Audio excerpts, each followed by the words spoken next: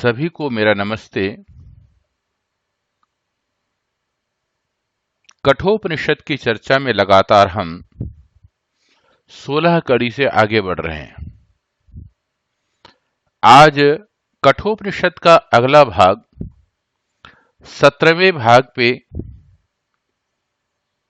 नचिकेता को यमराज परमात्मा को साक्षात देखने का किस प्रकार के रूप का वर्णन कर रहा है, इसके विषय में हम चिंतन करेंगे, मनन करेंगे, विचार करेंगे।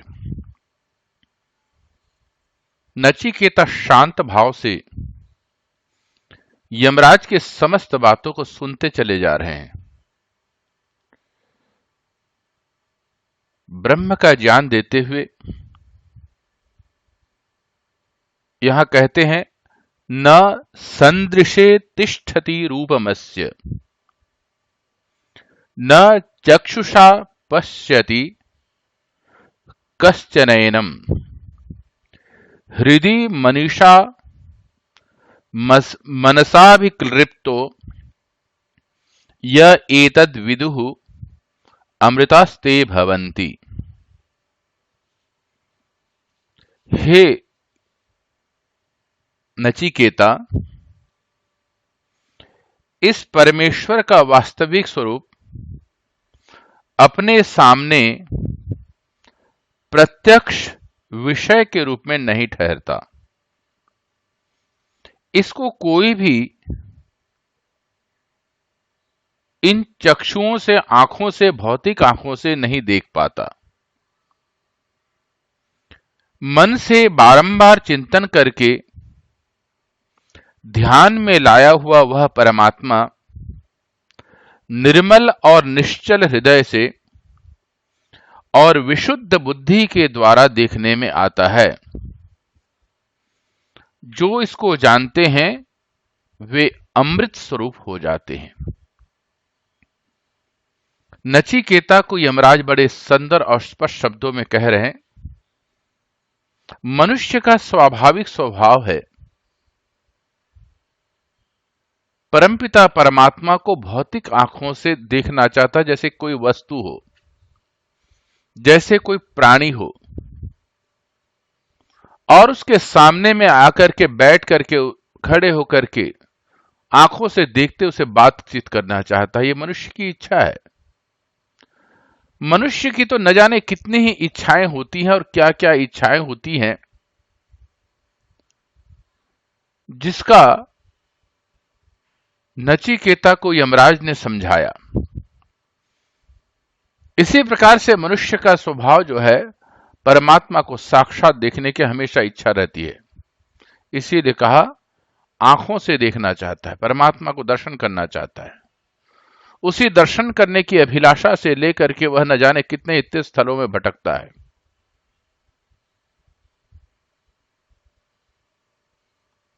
अगर वह कभी शांत भी बैठता है तो वो सोचता है कि हमारे अंदर जो है परमात्मा जैसे व्यक्ति की तरह अद्भुत दिव्य स्वरूप में प्रकट हो जाए।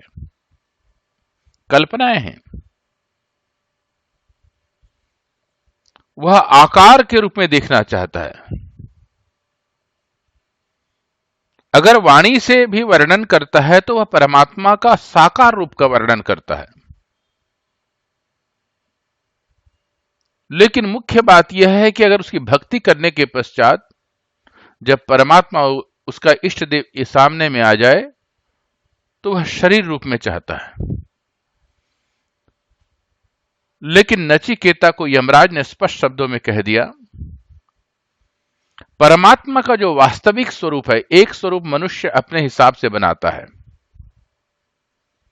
जैसा उसका आचरण, जैसा उसका व्यवहार, जैसे उसकी परिस्थितियां, जैसी उसकी शिक्षा, उसके आधार से निर्माण करता है। लेकिन यहां पर कहा कि वास्तविक स्वरूप, जो परमात्मा का वास्तविक स्वरूप है, प्रत्यक्ष विषय के रूप में नहीं ठहरता। प्रत्यक्ष का मतलब होता है आंखों के सामने में जैसे देखता हुआ। वो हो ही नहीं सकता। न संदृशे तिष्ठति, वो संभव ही नहीं है। और साफ शब्दों में कहता है न चक्षुषा पश्यति, कोई भी व्यक्ति इन आंखों को खोल करके उसके भौतिक स्वरूप को नहीं देख सकता, कल्पित स्वरूप को भी नहीं देख सकता। अगर कोई देख रहा है तो वह मनुष्य या मूर्तिकार या व्यक्ति विशेष की कल्पना हो सकती है। मन में बारंबार चिंतन में लाया हुआ अगर मान जाओ भौतिक आंखों को बंद भी कर देगा तो मन में एक आकार का रूप ग्रहण करता है। मन का स्वाभाविक स्वरूप है, अगर उसे कुछ भी कह दो तो वह उसका एक चित्र बनाता है, कल्पित चित्र बनाता है और उसको मन में बिठा लेता है और बुद्धि के सामने में लेकर रख देता है। अगर दूसरी बार ये शब्द आए तो इस आकार, इस रूप, इस शब्द को ध्यान से देखना, ये वही शब्द है। उदाहरण के तौर पर आपने किसी व्यक्ति को नहीं देखा है लेकिन उसके बारे में सुना, तो आप क्या करते हैं, उस व्यक्ति का एक स्वरूप निश्चित कर लेते हैं और अपने ही मन में, अपने ही बुद्धि पर और अपने ही अंतर्ज्ञान पर उसे बिठा लेते हैं। जब उस शब्द को दोबारा कभी जाता है तो आप उस चित्र के माध्यम से उन समस्त तत्वों को देख लेते हैं जो पहले आपने बिठा रखा है। इसी प्रकार से मनुष्य ने परमात्मा के स्वरूप को भी अपने अंदर में एक आकार, एक रूप, एक आकृति के विषय में बिठा रखा है। यहां पर वो ऋषि कहते हैं, मन में बारंबार चिंता करके ध्यान लाया हुआ वह परमात्मा आपके हिसाब से दिखाई नहीं देगा, लेकिन निर्मल निश्चल हृदय से, यहां एक शब्द है निर्मल और निश्चल हृदय से। हृदय शब्द बड़ा ही भक्ति के लिए, उपासना के लिए, ध्यान के लिए एक बहुत बड़ा तत्व है। सबसे पहले बात, अपने शरीर की संरचनाओं की ओर ध्यान दीजिए। आपके शरीर पर एक शक्ति है जिसे हम जीवात्मा कहते हैं। कोई कहता है हृदय में, कोई कहता है माथे में, कोई कहता है शरीर के भिन्न अंगों पर, लेकिन ज्यादा से ज्यादा लोगों ने हृदय में कहा। क्यों कहा? क्योंकि जब हम गहरी सांस लेते हैं तो हमारा हृदय फूलता है और सांस छोड़ते हैं तो सिकुड़ता है। अगर हम सांस लेने की प्रक्रिया को बंद कर दें तो हम जीवित नहीं रह सकते। इससे स्पष्ट है, हमारे अंदर में, शरीर में एक ऊर्जा है, एक अग्नि है, एक प्रकाश है। वो हमारे शरीर के अंग अंग में फैल करके मुख्य हृदय के स्थान से अपनी ऊर्जा को संप्रेषित करता है, भेजता है। अगर वह जीवनी तत्व न रहे तो हम सांस नहीं ले सकते, और सांस नहीं लेंगे तो वह जीवन तत्व नहीं रह सकता। इसीलिए यह स्पष्ट है, यहां पर लिखा हुआ हृदय। अगर परमात्मा का ध्यान करना हो, सांसारिकता के कष्टों से दूर हो जाना हो, तो सबसे पहले आपको हृदय में अपने सांसों के साथ पहुंचना होगा। लंबी गहरी सांस के साथ आप अपने हृदय की संरचना पर ध्यान दीजिए। उसमें जो जीवनी शक्ति है आपके शरीर के अंग प्रत्यंग पर, वह जो ऑक्सीजन भेजता है, जिसे हम प्राणवायु कहते हैं, उस प्राणवायु को भेजने वाले तत्व को देखिए। सचमुच देखा जाए तो वहां पर आपकी प्राणवायु या ऑक्सीजन या वायु, यह प्राण तत्व जिसे हम जीवात्मा कहते हैं, दोनों की संरचना में एक भेजने वाला और शोषित करने वाला वहीं उपस्थित है। इसीलिए वहां पर जब आप ध्यान करेंगे, उसकी ऊर्जा को ध्यान देने लगेंगे अग्नि के रूप में, उसका रंग जैसे अग्नि को तेज जलाओ तो उसका लाल रंग नजर आता है, उसी प्रकार के रंग में वह हृदय नजर आता है। और उस हृदय के चारों ओर, अंदर बाहर, सब तरफ एक ऊर्जा छिपी हुई जिसका नाम है जीवन तत्व, और वही सांस लेने को कहता है और वही सांस लेने को छोड़ कहता है। धीरे धीरे वह ऊर्जा सबसे पहले आपके नाभि केंद्र की ओर जाता है। नाभि केंद्र से वो प्रकंपित होकर के आपके जो रीढ़ की हड्डी है, उसमें जो तंत्रिका है, उसके माध्यम से सीधा मस्तिष्क पे जाता है। इन सब के लिए एक क्षण का जो हजारवां हिस्सा है, उससे भी कम समय लगता है। यह प्रभु की सबसे बड़ी देन है मनुष्य के लिए। बुद्धि, विवेक, सर्वस्व वहां पर उपस्थित होते हैं, और शरीर के जिस अंग पर वो भेजना चाहते हैं, जो भी आदेश देना चाहते हैं, इन तंत्रिकाओं के माध्यम से उस आदेश को संप्रेषित कर देते हैं, भेज देते हैं। उसके बाद शरीर उसी तरीके से कार्य करना प्रारंभ कर देता है। जो व्यक्ति अपने श्वास प्रश्वास को धीरे से, इसमें लिखा हुआ है निर्मल और निश्चल हृदय से। निर्मल का मतलब बाहर से धोना नहीं है, अंदर से साफ नहीं है। निर्मल का मतलब यह है आपके मन की कोई भी विचारधारा जब आप प्राणायाम कर रहे हो आपके हृदय तक की नहीं पहुंचता। और निश्चल का मतलब यह है कि दुनिया की और भी कोई बातों से परे हट करके सिर्फ ये देखता है कि मैं कैसे सांस ले रहा हूं, मेरी ऊर्जा कितनी तेज है और किस तरीके से मेरे शरीर में संप्रेषित हो रहा है।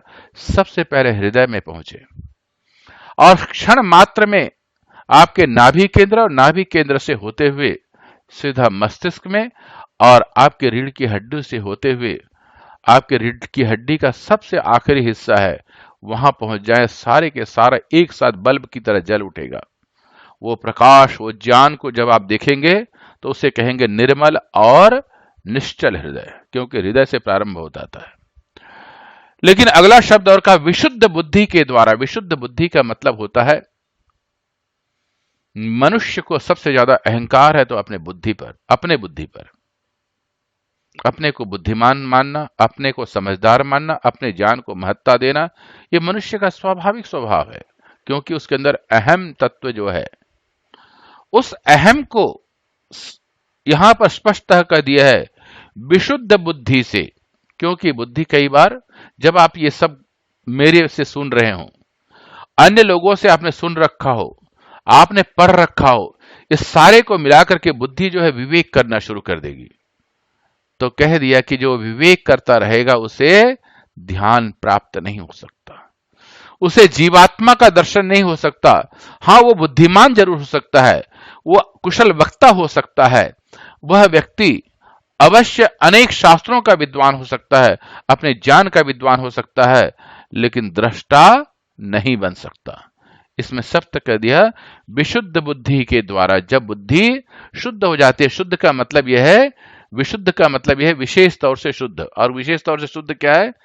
जब उसमें किसी भी प्रकार की विचारधारा नहीं होगी, सिर्फ बुद्धि रहेगी और वो स्थिर हो जाएगी, किसी विषय में चिंतन नहीं करता, वो सिर्फ अपने आप को समर्पित करके अंतर ज्ञान को कह देता है कि तुम दृष्टा बन जाओ, सिर्फ उसी का दर्शन करो और कुछ मत करो। उस समय में क्या हो जाता है? वो कहता है विशुद्ध बुद्धि के द्वारा जो देखने में आता है वह अमृत स्वरूप बन जाता है। मुझे इसी प्रसंग पर एक सुंदर सी बात याद आती है।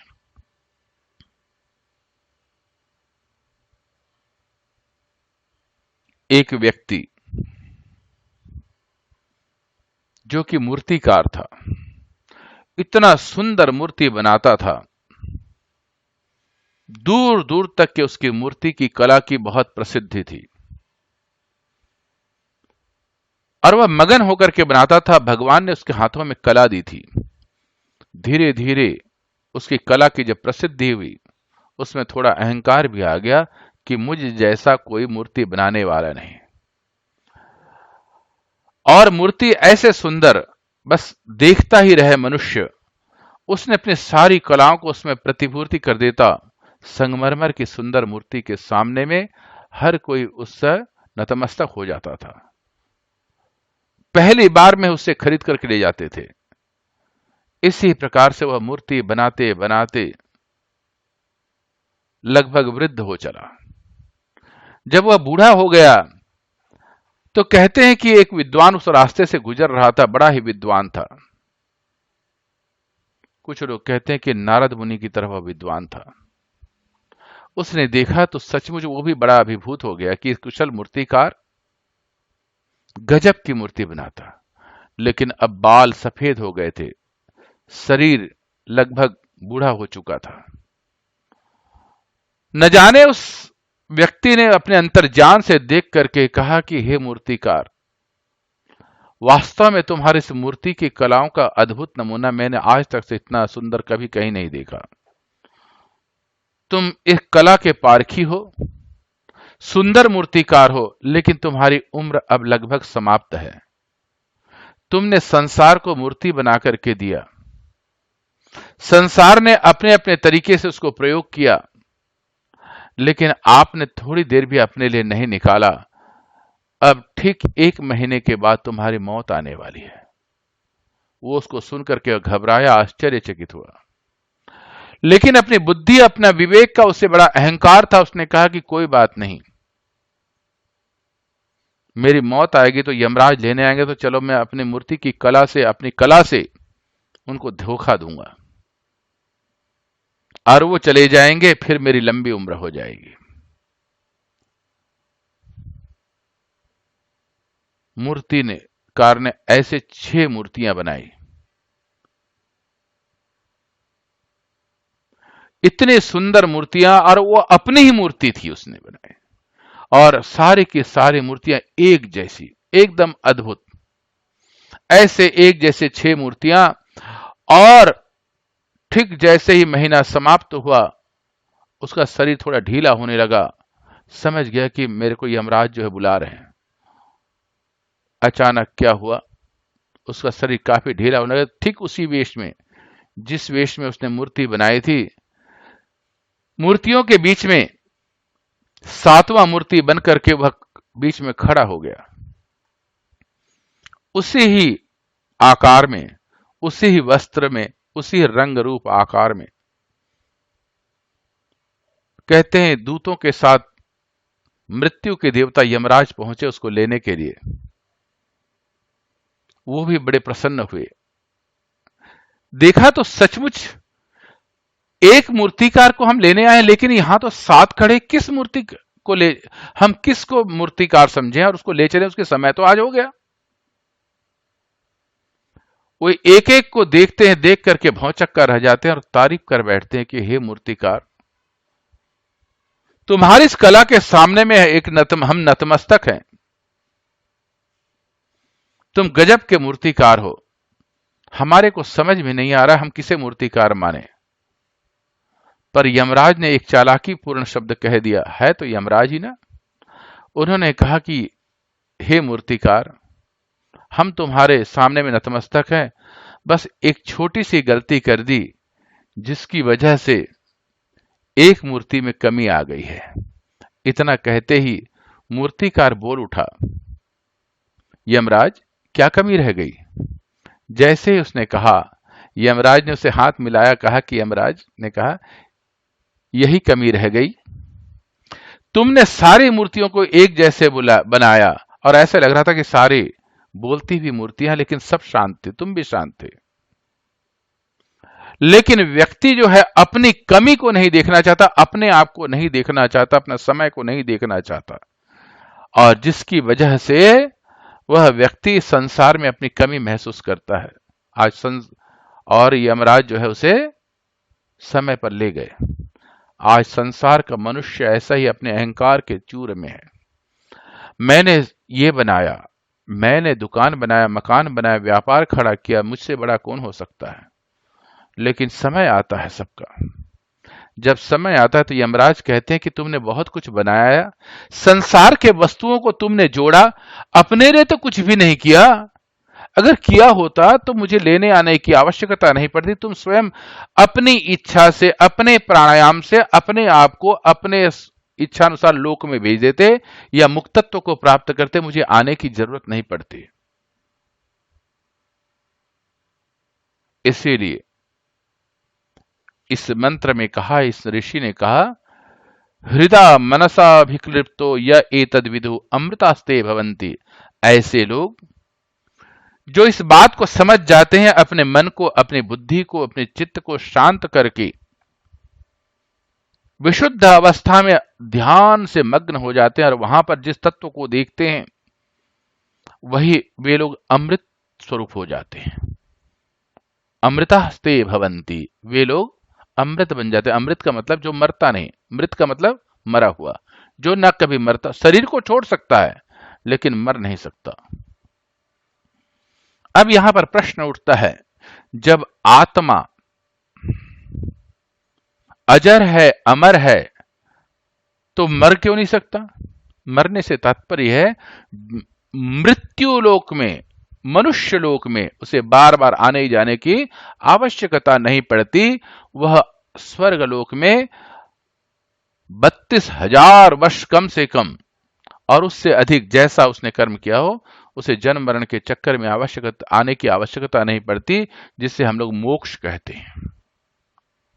अगला सूत्र और भी कहता है, यदा पंचावतिष्ठन्ते जाननि मनसा सह बुद्धिश्च न विचेष्टति तम आहु परमाम गतिम। जब मन के सहित 5 ज्ञानेंद्रियां भली प्रकार से स्थिर हो जाती हैं और बुद्धि भी किसी प्रकार की चेष्टा नहीं करती, उस स्थिति को परम गति कहते हैं योगी जन। मन और 5 ज्ञानेंद्रियां, इसमें लिखा हुआ है पंचावतिष्ठन्ते। आंख, नाक, कान, रसना अर्थात जीव और त्वचा अर्थात जिसे हम चमड़ी कहते हैं। इनका अलग अलग कार्य है, स्वभाव है। जैसे आंखों का कार्य रूप को देखना, किसी भी रूप को हम जिसको देखते हैं, जैसे उदाहरण के तौर पर किसी किताब को देखा तो उसकी परछाई बना करके हमारी आंख मस्तिष्क में बिठा देता है और हम उसे किताब मानते हैं। इसी प्रकार से किसी व्यक्ति को देख करके उसका जो परिचय दिया जाता है, उस परिचय का रूप को अपने आंखों के माध्यम से हम ग्रहण करके मस्तिष्क में बिठा देते हैं। जिस पेड़ पौधे को आप देखते हैं उसको कह दिया गया कि यह आम का पेड़ है और ऐसा ही होता है।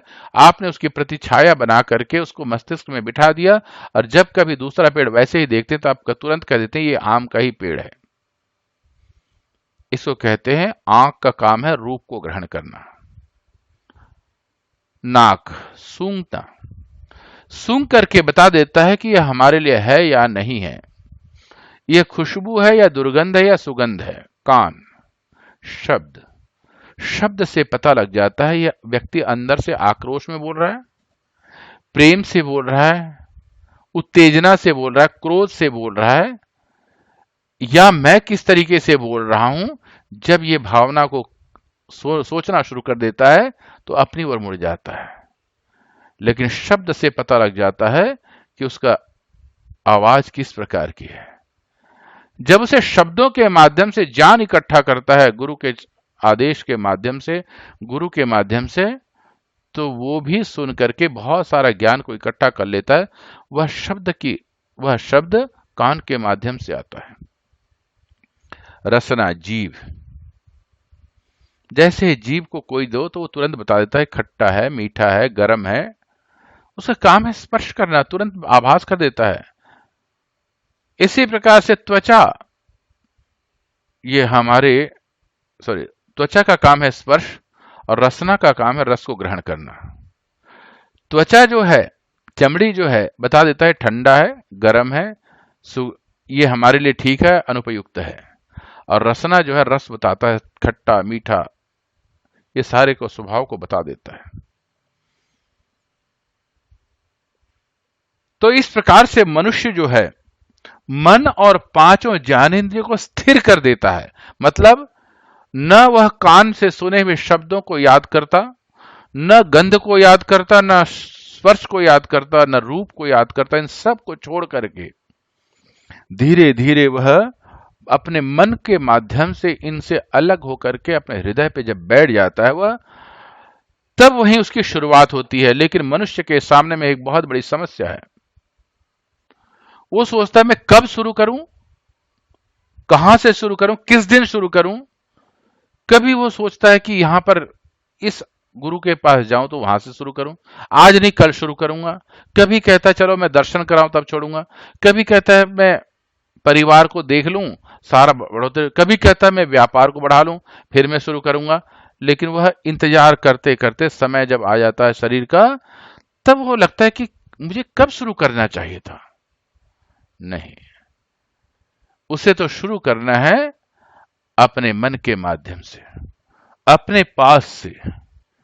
और शुरू करने के लिए आपको दिन का इंतजार नहीं करना। आपका हर क्षण, एक एक मिनट, एक एक क्षण, एक एक दिन, एक एक वर्ष, एक एक माह आपके लिए सारे के सारे कीमती हैं। जिस दिन आप शुरू करेंगे उस दिन आपका पहला दिन होगा। और वहीं से ये कहते हैं, ऋषि कहते हैं, योगी की तरह परम गति को प्राप्त करेंगे जिस दिन व्यक्ति शुरू कर देता है और शुरू करके मन बुद्धि चित्त और मन को स्थिर करके अपने हृदय में बसा लेता है। उस समय कोई विचार, कोई भावना, कोई चिंता नहीं रहता। सबसे बड़ी समस्या यह है कि जैसे हम पलकें बंद करते हैं बहुत सारी समस्याएं आ जाती हैं, जो बहुत दूर तक की छोड़ चुके वो भी उपस्थित हो जाते हैं, सारे के सारे हमें काटना शुरू कर देते हैं। कई बार तो हमारे अंदर नास्तिकता पैदा हो जाती है कि इन सब से कुछ नहीं धरा। ये समझ लेना, जब ऐसी विचारधारा आने शुरू हो जाएंगी आपको अंधेरापन महसूस होने लग जाएगा और आपको घबराहट शुरू हो जाएगी, तो आप समझ लेना कि आपका पहला कदम शुरू हो गया, अर्थात आप पहले कदम सीढ़ी चढ़ चुके हैं। यहीं से, उस अंधेरे रास्ते से ही आपको ढूंढना है कि मुझे कहाँ है वो प्रकाश की किरणें, जिसको नचिकेता को बार बार समझाया था कि तुम्हारा नाम नाचिकेता अग्नि होगा। तुम्हारे शरीर के अंदर जो अग्नि है वही तुम्हारे सामने में नृत्य करती उपस्थित हो जाएगी और तुम उसकी भावनाओं से, उसकी ऊष्मा से अपने आप को पवित्र कर लोगे और अपनी मन की भावनाओं को उसमें तिरोहित कर दोगे और उस समय में तुम्हारा पहला कदम होगा। एक सुंदर से प्रसंग मुझे याद आता है। एक नौजवान व्यक्ति एक दिन उदास होकर के घूमता घामता नदी के किनारे पहुंच गया। इतना दुखी था, अशांत था। नदी में पानी का प्रवाह हो रहा था। नदी के दोनों तट पर काफी सारे सुंदर सुंदर पेड़ खड़े थे। एक पेड़ के नीचे जमीन पर बैठ गया और अपने पीठ को पेड़ में टिका दिया। अपने जीवन से उदास था, दुखी था। बोले क्या जिंदगी है, कुछ प्राप्ति नहीं होते। अगर धार्मिक लोगों के पास जाते हो तो कहते हैं भगवान को प्राप्त करो। कोई कहता है संसार में सब कुछ प्राप्त है, मैं तो दूसरों को प्राप्त होता देखता, मुझे प्राप्त क्यों नहीं हो रहा है।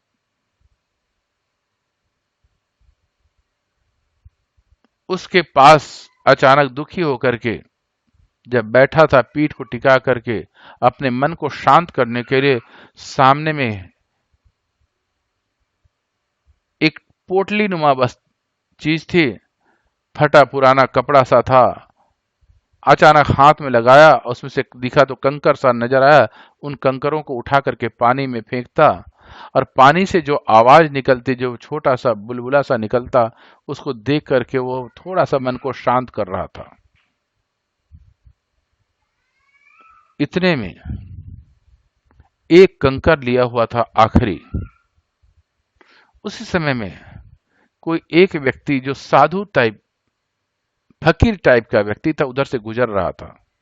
उसने उदास व्यक्ति को देख करके अचानक उसके कंधे पे हाथ रखा। उसके स्पर्श से उसको लगा कि हाँ कोई व्यक्ति आया है। बोला कि नौजवान तुम उदास क्यों? बोला कि मेरी जिंदगी तो बेकार है, मैं कुछ भी पाना चाहता हूं, मुझे कुछ मिलता ही नहीं। समाज में लोग में सिर्फ धोखा,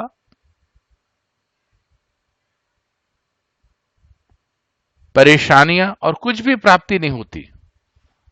उसने कहा नौजवान तुम्हारे हाथ में क्या है? बोला पत्थर उठा करके फेंक रहा हूं पानी में, अपने मन को शांत करने की कोशिश कर रहा हूं, लेकिन सूर्य की हल्की रोशनी में वो पत्थर चमक रहा था। उस व्यक्ति ने कहा कि दिखाओ इसको। ध्यान से देखा तो समझ गया हो ये तो पत्थर सामान्य पत्थर नहीं है। उस कहां से उठाया? बोले कि यहां से उठाया। तो देखा तो फटा पुराना कोई कपड़ा था, पोटली नुमा, सड़ गया था। बस हाथ रखते ही उसमें पत्थर नजर आ गए थे। उसने कहा भोले बालक, ये पत्थर ने हीरा था। एक एक हीरा जो है लाखों का, करोड़ों का है, उसको तूने पानी में बहा दिया, वो तो चमक गया। नौजवान बोला कि ये हीरा था, ओहो ये तो मैंने सारा नदी में पानी में फेंक दिया। सचमुच तुमने हीरा को फेंक दिया। याद रखना तुम्हारे एक एक सांस हीरे की तरह है। हर सांस जो तुम बाहर फेंक रहे हो, एक प्रकार से अगर उसको अंदर की ओर तुमने ध्यान नहीं दिया, मेरे सांस की कितनी कीमत है, मेरे जीवन के एक एक क्षण की कितनी कीमत है, इसको अगर तुमने ध्यान नहीं दिया तो समझ लो पानी में तुमने हीरे की तरह अपनी जिंदगी को फेंकते चले जा रहे हो, फेंकते चले जा रहे हो, हर क्षण फेंकते चले जा रहे हो। लेकिन जो व्यक्ति अपने हर एक सांसों की कीमत को पहचानता, अपनी कीमत को पहचानता है, अगर वह अपनी सारी शक्ति को संसार के लिए मानसिक तौर से दौड़ता है तो संसार को विजयी प्राप्त करता है। अगर वह अंदर की ओर मेड़ देता है अर्थात प्रश्वास से दौड़ेगा तो वह संसार के लिए दौड़ता है, और सांस से अपनी शक्ति को जब पहचानने की कोशिश करता है तो धीरे धीरे वह स्थिर होकर के परमात्मा का दर्शन करता है। इसी शरीर से आप संसार को की संपत्ति को प्राप्त कर सकते हैं, इसी शरीर से आप परमात्मा को प्राप्त कर सकते हैं। लेकिन 5 ज्ञानेंद्रियां और मन, बुद्धि, चित्त, अहंकार, ये 9 तत्व मिलकर के, और 5 कर्मेंद्रियां और 9 और 5 14 तत्व मिलकर के सूक्ष्म शरीर कहलाते हैं। ये सूक्ष्म शरीर जब हृदय के पास बैठ जाते हैं, होते हुए नाभि केंद्र में पहुंच करके मस्तिष्क में पहुंचते हैं, तो एक प्रकाश, एक किरण झलक उठती है। इसीलिए कहा कि हे मनुष्य, आपका हर जिंदगी का एक एक चीज कीमती है।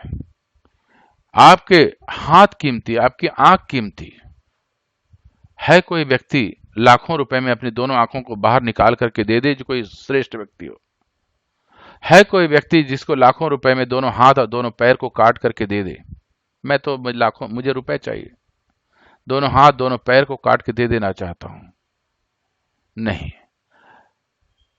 तो इतने कीमती वस्तुओं को, जिससे आप परमात्मा चाहें तो परमात्मा की ओर जा सकते हैं, आप संसार चाहें तो सांसारिकता को जा सकते हैं।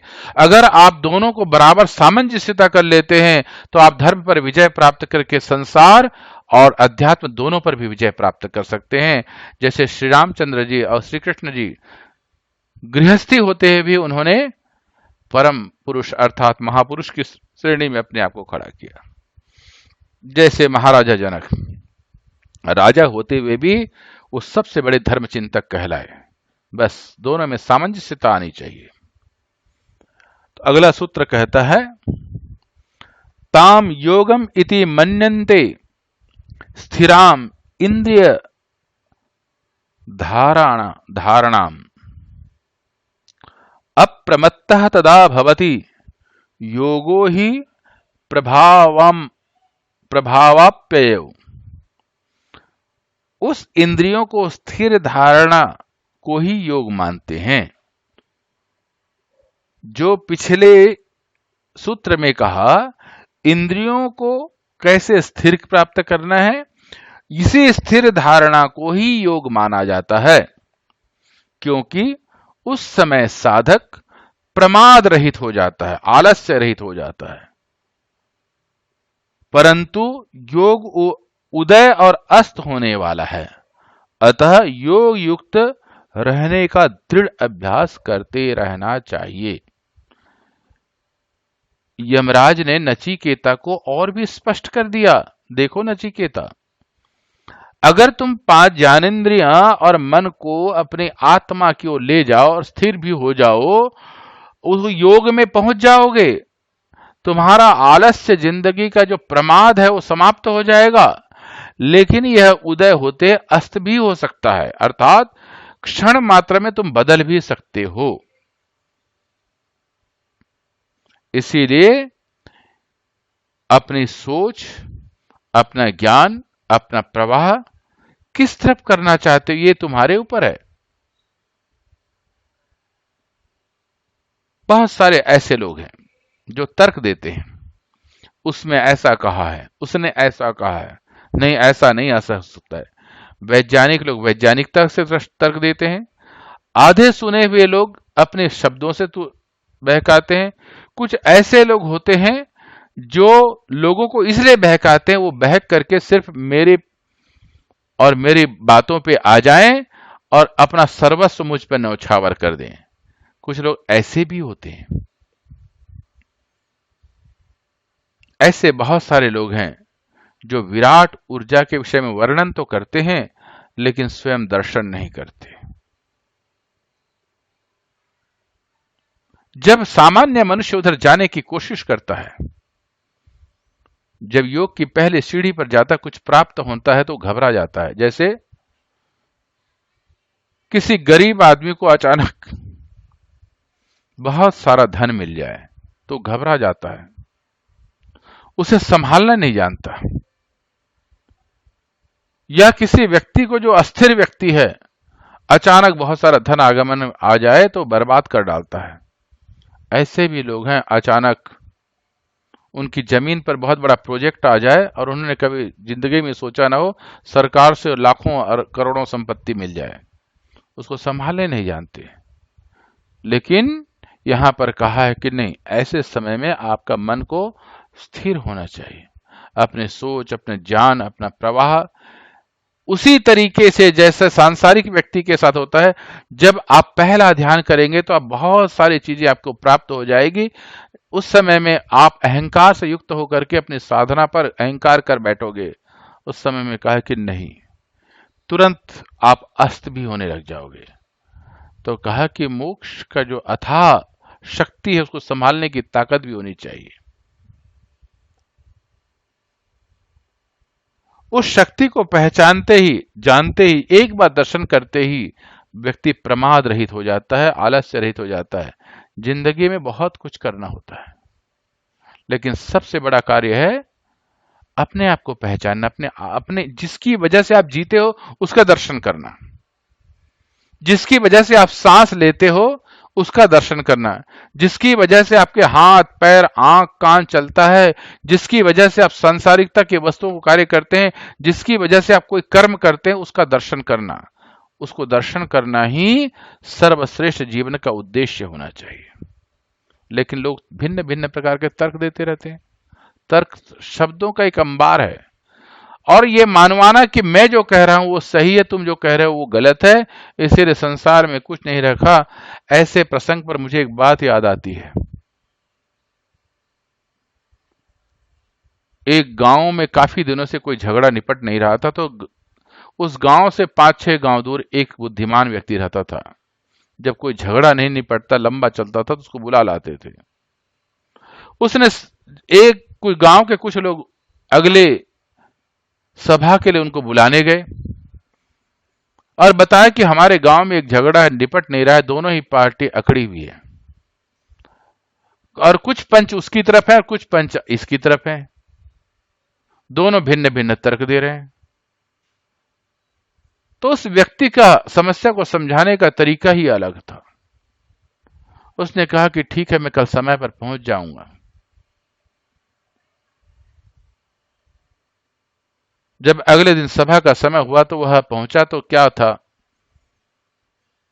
पुराने जमाने की बात है, वो गधे पर सवारी होकर के आया था। उसे घोड़ा नहीं था, उसे गधे पे आ गया और गधे पे उल्टा बैठा हुआ है, कभी कभी आगे देख लेता, उसे हाँकता रहता था।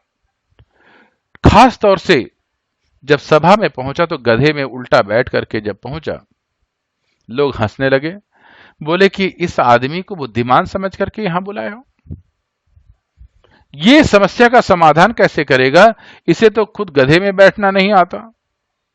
जब वो लोग हंसने लगे तो ये भी जोर जोर से हंसने लगा। इतने में एक व्यक्ति ने हाथ जोड़कर कहा कि महाराज, आप तो बड़े विद्वान हैं, आप तो गधे पे उल्टा बैठे हो, लोग इसलिए हंस रहे हैं। बोले इन लोगों की मूर्खता पर भी मुझे हंसी आ रही है, मैं तो सीधा बैठा हूं, गधा ही उल्टा है। तर्क तो तर्क है। तो आजकल ऐसे तर्क देने वाले व्यक्ति जरूर होंगे, अपने आप को सही साबित करने वाले। तो उसने कहा कि लोग ऐसे ही कुतर्क करते रहते हैं। ध्यान तो छलांग है, श्रद्धा है, विश्वास है। परमात्मा श्रद्धा है, विश्वास है, जीवात्मा श्रद्धा है, विश्वास है।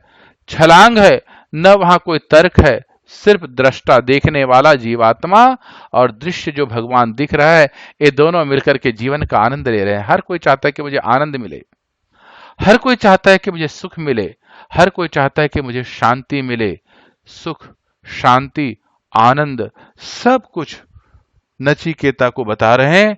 ताम योगमिति मन्यन्ते, जो व्यक्ति योग में प्राप्त कर सकता वो कहीं नहीं प्राप्त कर सकता, वो अमृत लोक में चला जाता है, उसे जन्म मरण के चक्कर में पड़ने की आवश्यकता नहीं होती।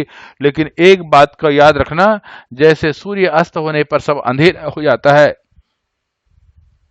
ठीक उसी प्रकार से जिस दिन आप कोई ध्यान करने लगे कुछ प्राप्त होगा और कुछ प्राप्त हो जाएगा, उसी समय में आपके अंदर एक अंधेरा आ जाएगा, अहंकार का अंधेरा।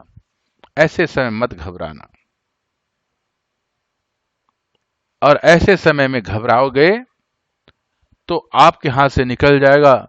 तो इस प्रकार से नचिकेता के भिन्न भिन्न संवाद के माध्यम से नचिकेता और यमराज दोनों मिलकर के ब्रह्म तत्व का ज्ञान दे रहे हैं। उसके लिए हर मनुष्य को थोड़ी देर ओमकार का नाद करना चाहिए, और ओमकार का नाद पहले मुंह से करना चाहिए, बोल करके लंबा, फिर उसके बाद मुंह बंद करके नाक से करना चाहिए लंबे प्राणायाम के साथ। फिर उसके पश्चात बिना बोले, बिना मुंह से और बिना नाक से, सिर्फ श्वास से करना चाहिए लंबे गहरे प्राणायाम के साथ। जिसको जितने कम ध्यान स्थिर हो पाएगा उसे उतना अधिक करना चाहिए। और उसके बाद प्राणायाम करके धीरे धीरे ध्यान की अवस्था में उतरते जाना चाहिए। अगर प्राणायाम करना है तो सबसे पहले बार 21 बार करें। अगर किसी व्यक्ति को 21 बार में अगर प्राणायाम से उसका मन स्थिर नहीं होता, परेशानियां खत्म नहीं होती, उसे दोबारा 21 बार करना चाहिए, तीसरी बार करना चाहिए, चौथी बार करना चाहिए। लेकिन थोड़ा ना थोड़ा 24 घंटे में अपने लिए, अपनी आत्मा को पहचानने के लिए, अपने आप को जानने के लिए, अपने आप को शांत करने के लिए, अपनी शक्ति, अपनी ऊर्जा को पहचानने के लिए अवश्य ध्यान करना चाहिए।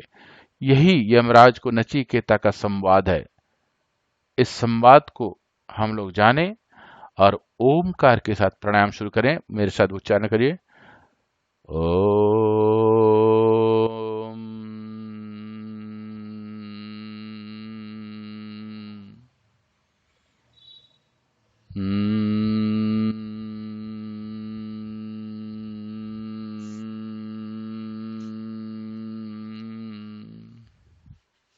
इसके पश्चात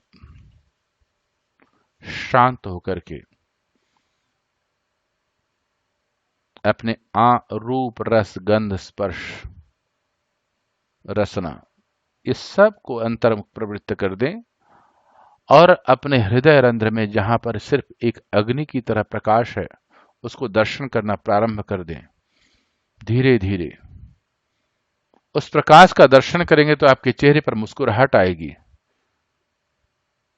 शरीर पर एक ऊर्जा आएगी, और धीरे धीरे आप अंतर्मुख होकर के उस परमात्मा की शक्ति का दर्शन करेंगे। यही जीवन का ध्येय है। उस समय आपको परम आनंद की प्राप्ति होगी। ओम शांति शांति ओम।